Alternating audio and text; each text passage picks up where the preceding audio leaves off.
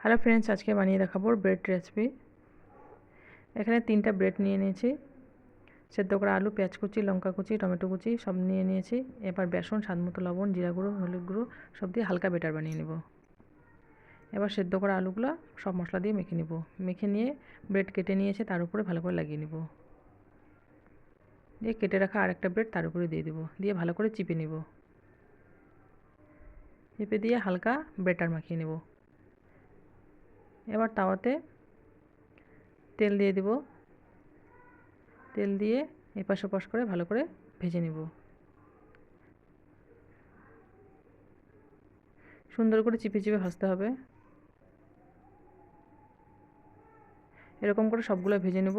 ভাজা হয়ে গেছে, দেখুন কত সুন্দর হয়েছে। এভাবে আপনারা বাড়িতে বানিয়ে খাবেন।